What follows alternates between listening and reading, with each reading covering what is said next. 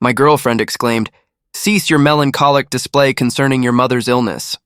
You're marring my intended Vegas escapade." To which I calmly responded, "Indeed, you speak truth." This acknowledgement precipitated a series of decisive actions: the cancellation of our Las Vegas travel arrangements, the immediate invalidation of her credit card access, and the replacement of my home's locks. Her subsequent distraught and frantic phone call from the airport gate upon being denied boarding serves as a vivid memory. As a 32-year-old male, I pen this from the sanctuary of my childhood bedroom at my parents' residence. This is not out of necessity, but a profound need to be present here. My world underwent a seismic shift roughly 72 hours prior, and the repercussions are only just beginning to unfold. My mother is contending with stage 4 pancreatic cancer. Her valiant year-long battle took a heartbreaking turn on Tuesday when we received the news that chemotherapy had failed. The doctor, with immense compassion, used terms like palliative and comfort. My father, a man I've witnessed weep only twice in my lifetime, openly wept during that phone call. I was utterly shattered, and honestly, I remain so. Karen, my 29-year-old girlfriend of 3 years, resided with me in my condominium. Her initial reaction to my mother's diagnosis was, to say the least, underwhelming. She offered a day's worth of sympathy before growing irritated by my perceived slowness in recovering emotionally. Our intimate life dwindled due to my understandable depression. She voiced complaints about the infrequency of our dates. However, Tuesday marked the definitive breaking point. We had meticulously planned a trip to Vegas for the upcoming weekend, a significant celebration for her 30th birthday. I had secured non-refundable flights using my credit card, reserved a luxurious suite at a high-end hotel, made dinner reservations.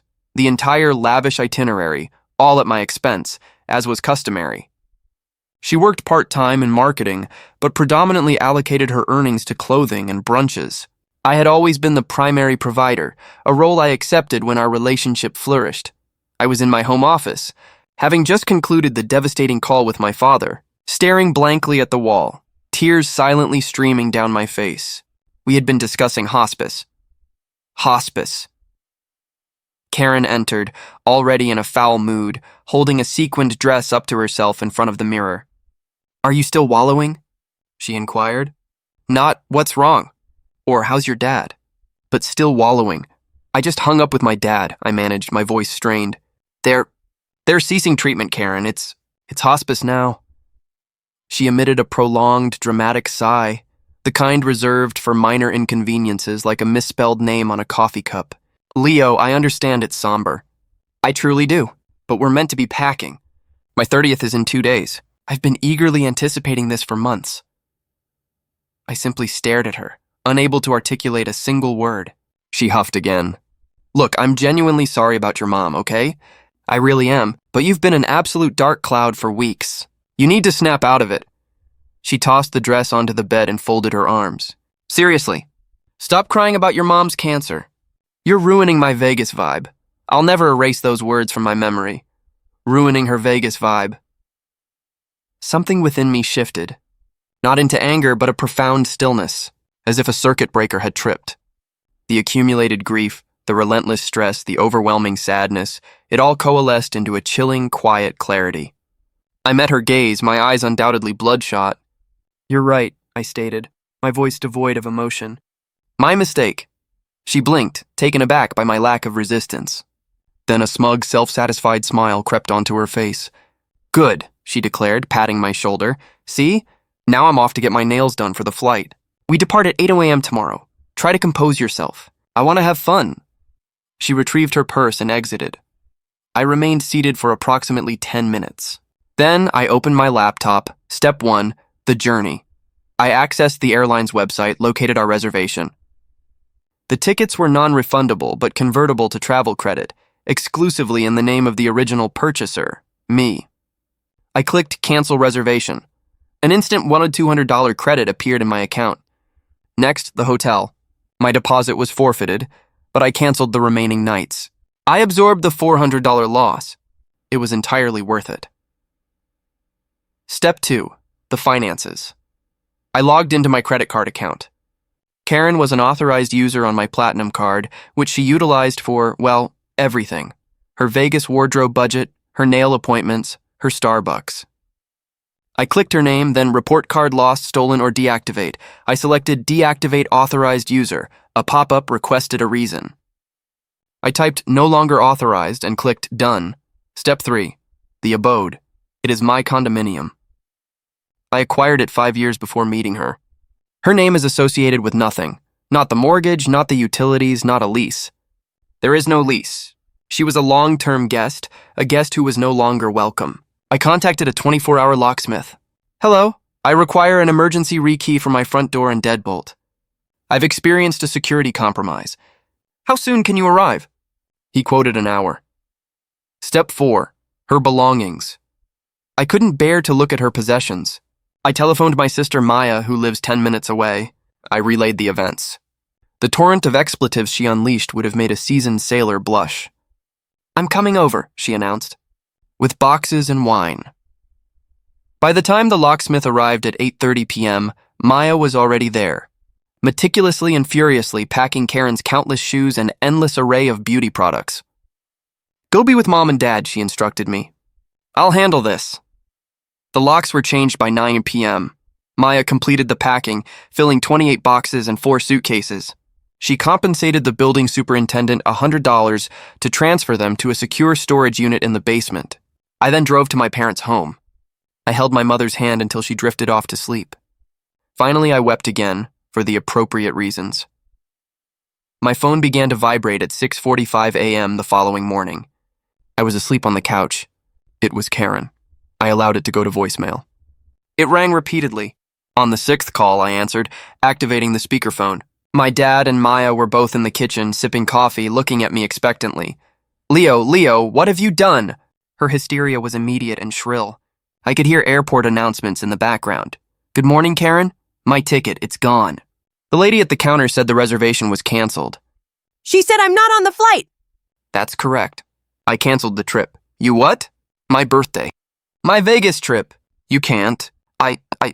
I'm at the airport. I tried to buy a new ticket and my card was declined. My card, Leo, the one you gave me. It was declined at Starbucks and at the ticket counter. What is going on? I took a sip of coffee. I deactivated your authorized user card. It's my account, Karen. I'm not paying for things anymore.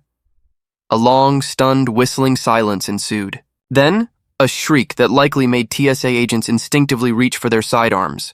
You bastard! I'm coming back to the apartment right now. You're going to pay for this. You're psycho.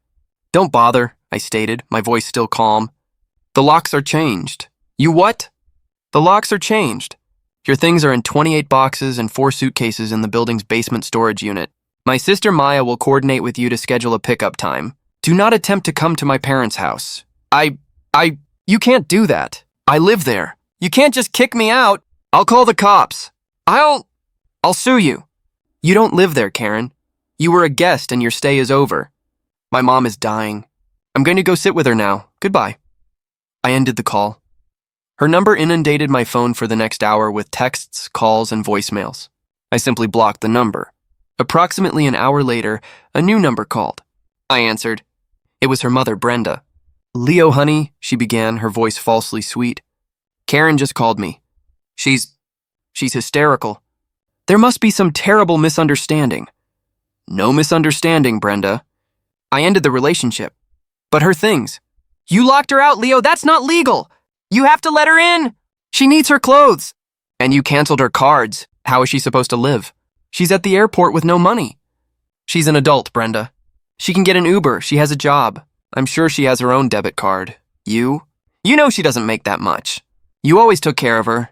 Leo, this is cruel. After all we did for you, welcoming you into our family and right before her birthday. You know how much this trip meant to her. The sheer entitlement was staggering. Brenda, my mother is in hospice. Karen told me to stop crying about it because I was ruining her vibe. The conversation is over. I'm blocking your number now. I did. I am now sitting here, waiting, not for her, but for the hospice nurse to arrive. The drama feels insignificant and pathetic in the face of everything else, but I know it isn't truly over. She won't let this go. Update 1. It's been roughly a week. My mom she's still here. She's frail but lucid, and we're cherishing every single second we have with her. Thank you for all the kind words. The Karen situation unfortunately escalated precisely as I anticipated. 2 days after the airport incident, I needed to return to my condo to retrieve some documents for my parents and more clothes. My sister Maya insisted on accompanying me, and thank goodness she did. As I pulled into my parking garage, an unfamiliar car aggressively blocked me. It was Karen, in her best friend Tasha's car. Tasha was in the passenger seat, filming me with her phone. Karen leapt out, mascara streaking her face. "Leo! You can't ignore me! You have to talk to me!" she shrieked, banging on my window. I put the car in park. Maya simply shook her head and began recording on her own phone. "Don't get out," she advised. "Let me in my apartment." Karen shrieked. "You have my things!" "You stole my things!" "Karen, I texted you," I stated through the closed window. "Your things are in storage. Maya will coordinate a pickup. You're trespassing. It's my home. I'll have you arrested." This continued for about 10 minutes with her friend Tasha yelling, "Yeah, Leo, you're an abuser," while Karen attempted to yank on my car door handle. Finally, I called building security. They arrived and instructed her to leave the private garage. She refused, so they summoned the police. A patrol car appeared approximately 20 minutes later, carrying 2 officers, one older, appearing weary, and one younger, looking annoyed. Karen immediately ran to them, bursting into fake sobs. "Officers, thank God, my ex-boyfriend locked me out of my apartment. He kicked me out with nothing. He stole all my property. He's abusing me." The older officer sighed. "Ma'am, please calm down. Let's get his side." They approached my car. I rolled down the window. "Sir, what's happening here? This young lady claims you illegally evicted her." "Good afternoon, officers," I said calmly. Maya was still recording, which the younger cop noted. "This is my condo. I am the sole owner." I produced my driver's license with the address and my mortgage statement from the glove compartment, handing them over. Miss Karen was my girlfriend. She lived with me as a guest. She's not on the mortgage or any utilities. I ended our relationship on Wednesday. Her belongings were packed and moved to a secure storage unit on site. I have repeatedly offered to coordinate a time for her to pick them up with my sister as a witness. "She has refused," Karen screeched. "He's lying." "I paid rent."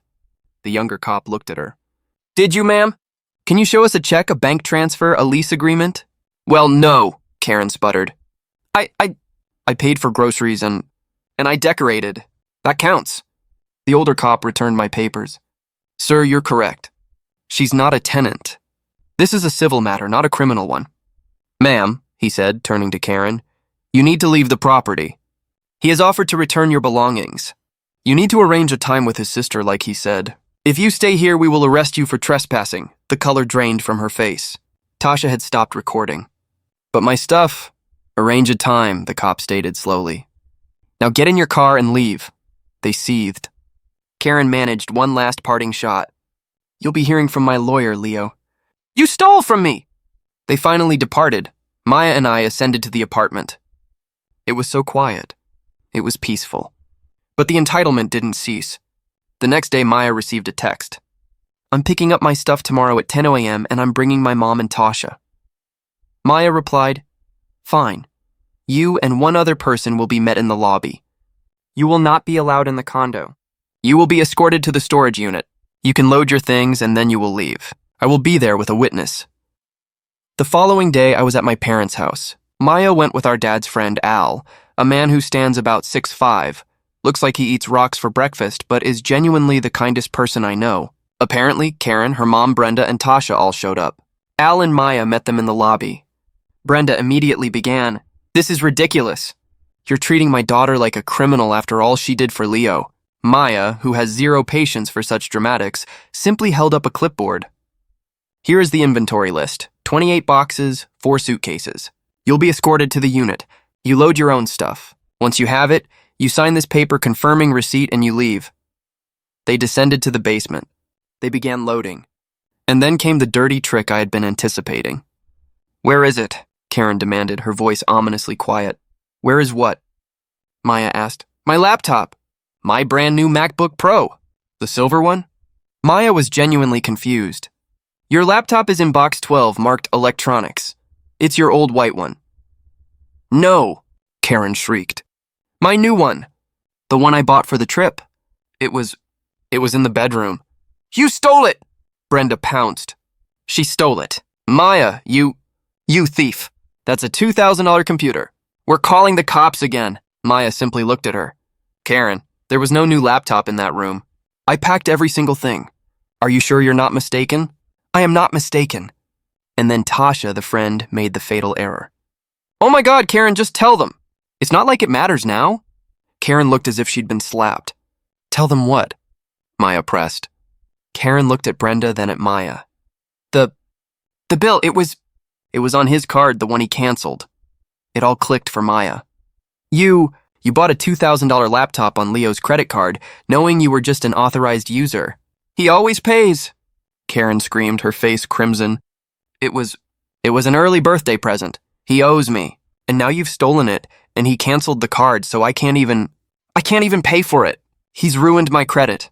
She clearly didn't comprehend how authorized users function. It doesn't impact her credit, only my bill. Maya actually laughed. Let me get this straight. You're angry because you tried to stick my brother with a $2,000 bill for a laptop he didn't know about. And you're mad because what? We didn't find the laptop you must have. What? Had delivered somewhere else? Hidden? Karen and Brenda just stared, utterly exposed. The laptop, it turns out, was at Tasha's house. She'd had it shipped there, likely so I wouldn't see the package. She was simply trying to claim we stole it and burden me with the cost. Al simply crossed his arms. Take your boxes and go. They loaded the remainder in furious silence, threw the signed paper at Maya, and sped away. I genuinely believed that would be the end of it. I was so naive. Update 2. This is difficult to write. My mom passed away 3 days ago.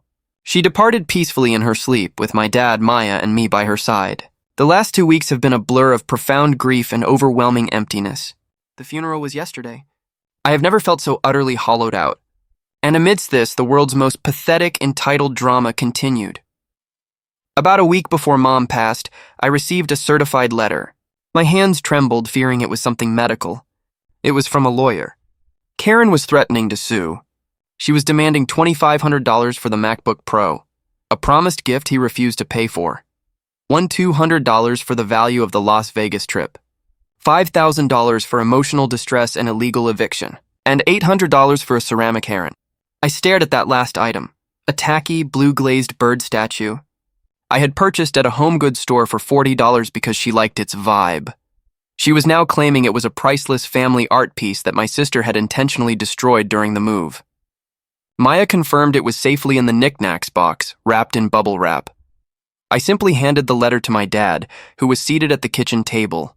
He read it, his face already etched with grief, tightening further. Don't worry about this, son, he said. This is just noise. Focus on your mother. I'll handle it. My dad, it turns out, has a lawyer on retainer for his business. He forwarded the letter with a one-sentence email. Handle this garbage. The lawyer's response was so scathing it probably singed the mailman's eyebrows. It meticulously outlined in brutal legal detail that Karen, as a non-tenant, possessed 0 eviction rights, that promised gifts are not legally enforceable, and that the $2,500 charge on my credit card was, in fact, potential financial fraud. It further stated that I, as the purchaser of the tickets, had every right to cancel my own purchase, that we had a signed inventory list for all her items, including the priceless $40 heron, and finally, that if she or her attorney contacted me or my family again while we were in bereavement, we would pursue a restraining order and sanctions for harassment. We heard nothing further after that. The funeral came and went. I was standing by my mom's graveside when my phone buzzed. A text from an unknown number. It was Tasha, the friend. Leo, I know you probably hate us, but I had to. She's not right. She's telling everyone you are the monster, that you used your mom's cancer as an excuse to dump her and steal her money. I can't be around it anymore. She's toxic. I'm sorry for my part in this. I'm so sorry about your mom. I just stared at the text, used it as an excuse. But the real justice, if one can even call it that, arrived this morning. It's the sole reason I'm even writing this update. I received a call from Karen from jail. I almost didn't answer, but the call was from the county booking number. It's Brenda, my mom. We had a fight about the laptop. The bill came. I couldn't pay it. It's on my card. I opened a new card to buy it, and I can't. I can't pay it! I was confused. What does that have to do with She said I had to return it. I told her I couldn't. I'd already used it, and she tried to take it to return it herself, and I pushed her. I pushed her, Leo, and she fell. She hit her head on the coffee table, and she called the cops! She called the cops on me. She was wailing. They arrested me. Domestic something assault. Leo, please, you have to call Brenda. Tell her to drop the charges. She'll listen to you, please. The sheer galactic level of entitlement to call me. The man whose vibe she was worried about while his mother was dying. To ask me to save her from her own mother, whom she assaulted over the laptop she tried to steal from me. I remained silent for a very long time. Leo? Leo, are you there? Please, It's cold in here. No, Karen, no? What, please, Leo? I'll pay you back for everything. I love you. I made a mistake. A terrible, no, I will not be helping you. Not now, not ever. Do not call me again. We are done. But I get one phone call. You can't, I hung up. I blocked the booking number. My sister just walked in. She had heard my side of the conversation. She did what? I recounted the story. She was silent for a moment. Then she said, well, sounds like she finally ruined someone else's vibe. I'm not happy. I'm not satisfied. I'm just empty. My mom is gone. And the person I spent 3 years loving is a black hole of entitlement, so dense she's finally collapsing under her own weight. There's no grand revenge here. I didn't have to do anything. I just stepped out of the way, and she and her mother and her entire life just imploded. I'm going to go sit on the porch with my dad. I'm done with this. It's finally, actually over. Final update. It's been 6 months. Life continues. The grief for my mom is still present. It's no longer an open wound. It's more like a scar. It's a part of me. My dad and I have grown closer than ever. We're navigating this together. I'm writing this last update because I feel I owe it to everyone who sent kind words, and because the final, pathetic chapter has just closed. Karen's domestic assault charge against her mother, Brenda, was eventually pleaded down to a misdemeanor with probation and mandatory anger management. Brenda apparently refused to testify against her daughter. Go figure. But the district attorney pushed it through based on the 911 call and Brenda's injuries. The real justice came from small claims court. Yes, she actually pursued it. Even after her arrest, her lawyer, a different, cheaper-looking one, filed a small claims suit. She had dropped the illegal eviction and emotional distress claims. Her lawyer probably advised her that those were unwinnable. But she was still suing me for $2,500 for the MacBook, with $200 for the Vegas trip, and $800 for the priceless heron. I appeared in court. I didn't even require a lawyer for this. I simply brought my binder. I wore a decent suit. I felt a profound sense of calm. Karen was there with Brenda. Tasha was nowhere to be seen. I heard through the grapevine that she had moved 2 states away to escape Karen. Karen looked haggard. She had gained weight, her hair was a mess, and she wore a perpetual expression of anger.